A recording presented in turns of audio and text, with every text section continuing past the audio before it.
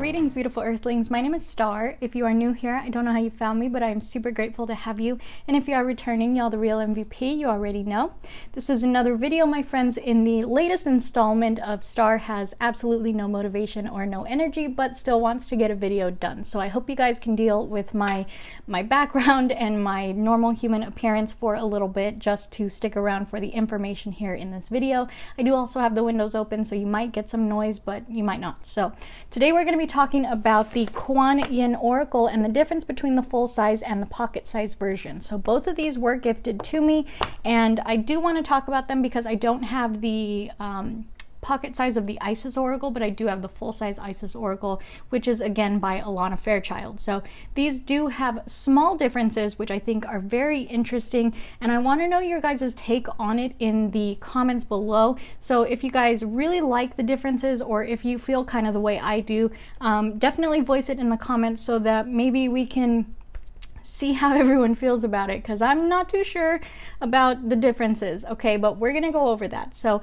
this full size right here was gifted to me recently by Frank, and this was a summer solstice gift, so I'm super excited about it. I did not get to talk about it like the day of because it's just been a crazy mess in my house lately trying to get anything filmed. So if you guys are not following me on TikTok, go over there. That's where I've been doing most of my stuff. But again, not a lot's been going on over there either. So as you guys know, I do have the Pocket Edition Kuan Yin. I've had this for a little while. It was gifted to me. I don't know who it was gifted to me by anymore. It was a little while ago, and I would feel terrible if I said it was also Frank. I'm not sure. And a lot of these come to me gifted, and I just feel really super terrible when I try to talk about them later and I don't remember who gifted it to me. So we're just gonna leave that open and say it was gifted.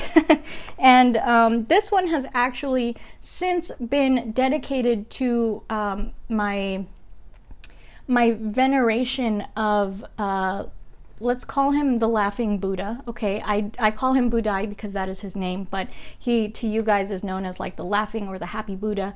And he has been kind of venerated in my family for generations.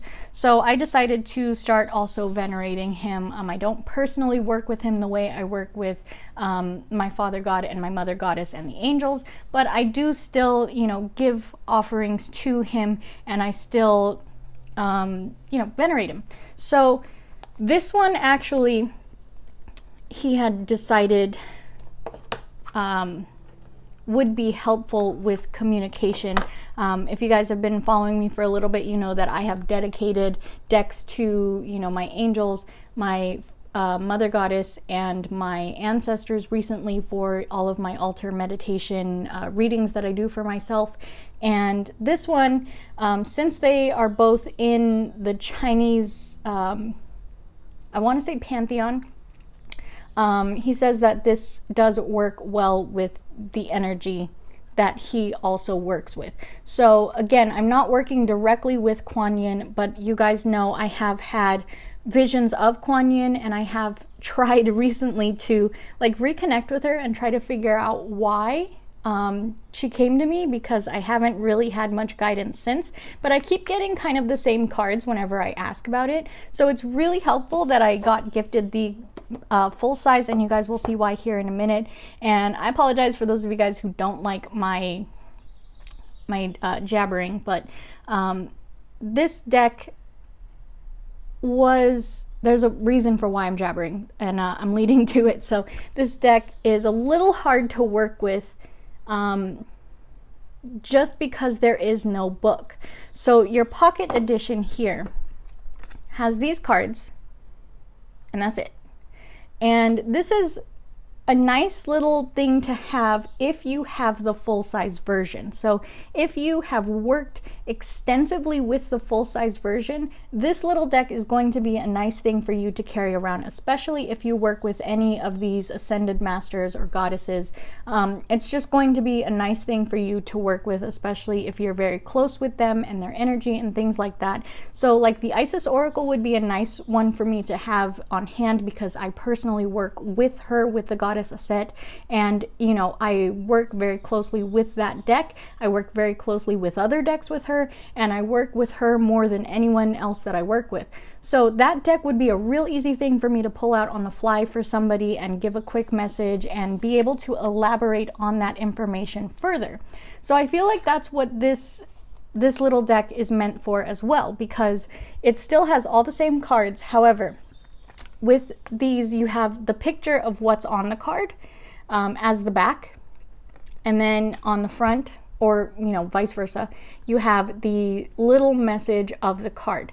Now I'm going to show you guys in the book what this little message is, because it is literally the very tippy top of the iceberg of the message. If you guys are at all familiar with the Isis Oracle or the Kuan Yin Oracle or the Kali Oracle, you guys know that there are pages and pages and pages of explanation, which I will show you right now. So this is a really cute little deck, right? It's glossed, it's really great quality, it's a lot of fun to shuffle. I love it, I love working with it, especially when I have a client that I'm reading for that kind of needs a little bit of softening up. Like, I feel like they could benefit from some motherly, divine feminine energy just to kind of add to the mix in their reading. If they are very heavily divine masculine in their energy, gender not, doesn't apply, but I feel like Divine Mother Kuan Yin has a lot to offer in that field, as well as talking about, self-love and beauty and, protection and family and things like that. She is a very, very motherly energy. So, if someone doesn't particularly resonate with the goddess Aset and they are open to the guidance of Kuan Yin, it's a fun thing to have on hand. But like I said, I don't use this one much for client readings, very, very rarely. And I do ask Budai for his permission before I use this, because again, this is now his deck, but he's not very possessive over the things that I give him as offerings or that we use together. Much like Mother Goddess Aset, she's very possessive of the things that we use, and she doesn't want me using them for anybody else's readings, things like that. That's just kind of the way she is. She's protective of her stuff. But Budai and Kuan Yin are very much flowy, if that makes sense. They're just kind of like, yeah, you can have it, it's okay, it's not a big deal. If you put it back, I will appreciate it. If you give me an offering, I would appreciate it. They're very lighthearted, they're very caring, they're very nurturing. So that's why they work so very well together. This deck, whether I get the messages from Kuan Yin or Budai, I feel like they're kind of just a pair to me personally. Okay, so nobody come for me and say, oh, Budai's Japanese, or Budai or Kuan Yin is this and blah blah blah. I get it, okay, I do. But they do also cross over in Chinese pantheon mythology, theology, I don't know. Words are hard. Okay, so next let's go into the bigger version of this one. This is a big, hefty deck, okay? So that is kind of the, what's the word I'm looking for here? Kind of the, sorry, words are hard today. This is what people complain about with this deck. That's what I mean to say, is the size of it. Okay, same thing with the Isis Oracle. They're huge cards, very huge cards, okay? So I know I can't show you on anything, but they're bigger than the actual box of the pocket edition, which is the same size of the cards. So here's your pocket edition compared to your full-size edition. It's a very, very, very big difference. And, people like to complain. So people that do not have the patience to shuffle and learn to shuffle around the size of a deck will probably be drawn to the pocket edition. However, they are very much losing out by just getting the pocket edition. So, this is what it looks like here. You have the same back on all of these cards. These ones are matte as opposed to the gloss of the pocket, which is very interesting because the box of the pocket is also glossed, and then the box of the full size is matte. So it's kind of like they're showing you what you're going to get in there. But here's your back, very standard on these ones. You have the same image on all of them, and then the front is actually the pictures that you get on the other ones. But remember, it's one side on those ones, and then you have the message on the other side. So with these ones, all you get is a number and then you get the name of the card, okay? So these ones I do not believe can be used intuitively unless you work personally with Kuan Yin. You work personally with her energy, you know a lot about her history, her pantheon, whatever, and you do a lot with her, and you can be guided by the words on these cards. I feel personally that this deck is meant to be read with the book, because when you take a look at the book, you will see that each of these, and I've noticed Kuan Yin's book is a lot shorter than the Isis Oracle. So the Isis Oracle will come with the same way that this one does, where you get this little snippet here, you get kind of an explanation here, and then you can see at the bottom of this one it says the prayer of this card, and that's it. Even this one was just 2 pages.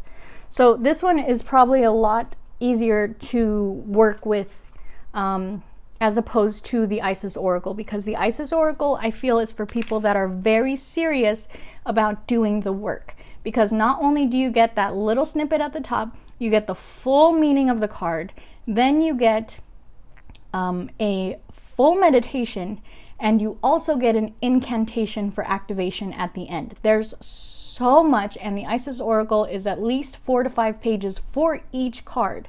So I have heard a lot of people complain about that. I've also heard a lot of people complain about the fact that it is a whitewashed version of the Goddess Aset, which is a completely different thing all in itself, because it's Alana Fairchild, it's how she perceives these goddesses. So there's not much we can do about that, right?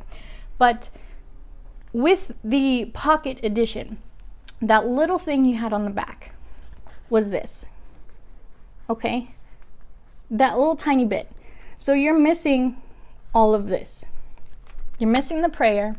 If there are meditations or incantations in this one, which I have yet to see, to be honest, but I feel like one would be missing out having one of these decks without the other. I feel like they work very well harmoniously. I do not feel like one should be had without the other. So I do personally intend on getting the pocket size of the Isis Oracle for the same reason. I feel like it's so hard and so time consuming to work with that Isis Oracle because of the 5 pages of information and incantation and all of that that you have on that deck.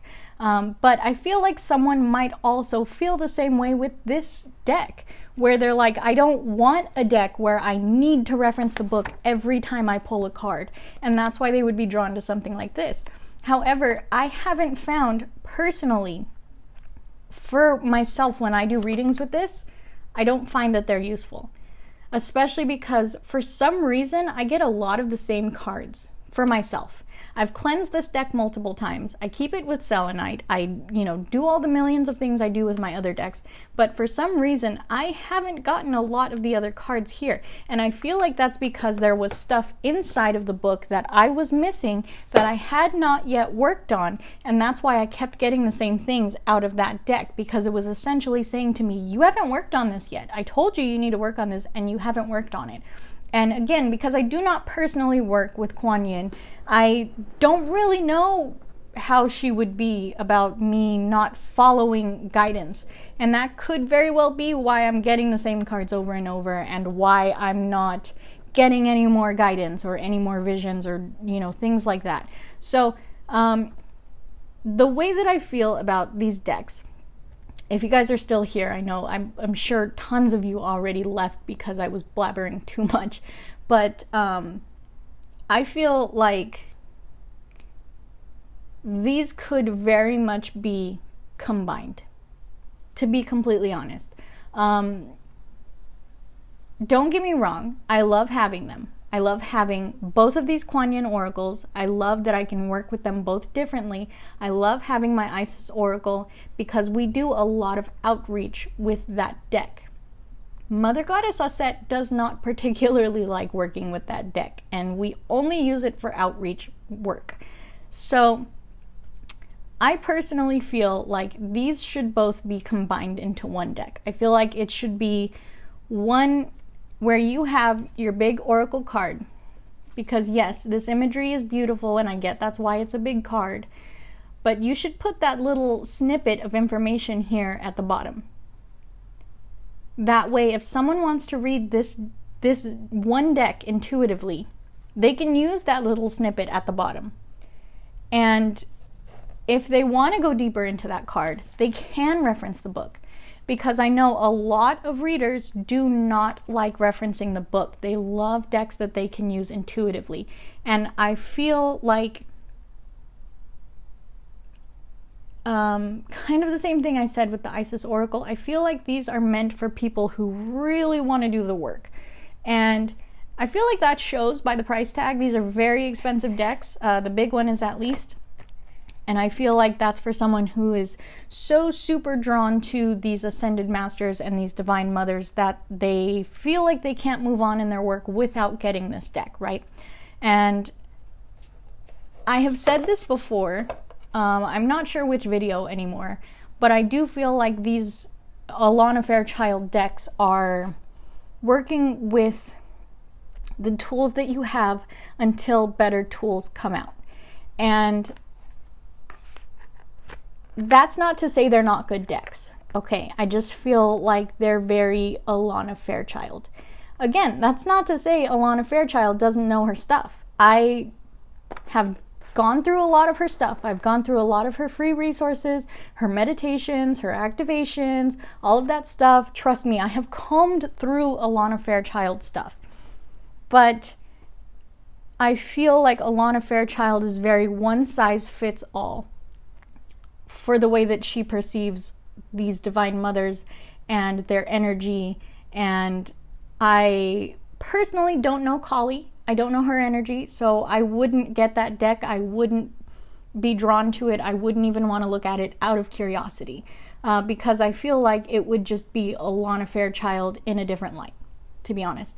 But I wanted to make this video for those of you guys who are interested in this deck and wanted to see the difference between the pocket size and the full size, because I know when I was shopping for them, I was also curious, because you can see it, you know, on Amazon or whatever, wherever you're shopping for it, you can see the differences. They show you the cards on there, but it's not until you actually start working with them that you know if they're helpful or not.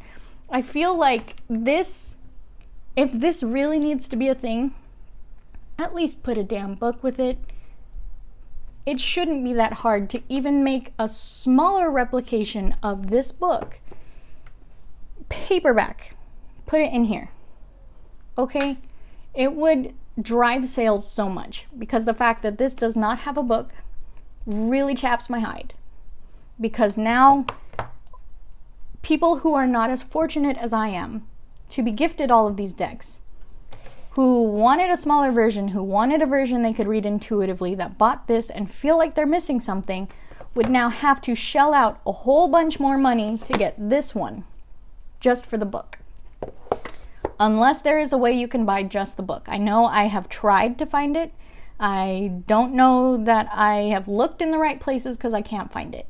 So I just want to make it very clear, I am not saying this is a bad deck. I'm not saying at all that these are like not good decks to work with, because they are. They're superb quality, okay? Superb quality decks, superb quality boxes, superb quality book, beautiful messages, beautiful prayers, beautiful incantations, beautiful meditations, beautiful, beautiful, beautiful, and I love, love, love working with them. I do. I love working with the Kuan Yin Oracle. I love working with the Isis Oracle. But I feel like sometimes my reviews start to sound very glossy and jolly. And I want you guys to know, like, not all times do I actually feel that way. Sometimes I will say negative things in a jolly tone and it doesn't really come off as negative. So I want you guys to know the positives and the negatives of these decks.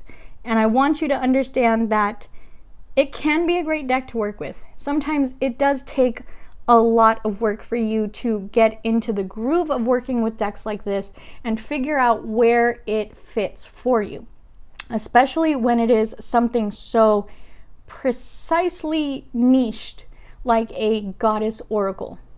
if you do not personally work with that goddess, or you are trying to reach out to that goddess or something like that, and you bought this oracle deck, it might not resonate for you to actually use it.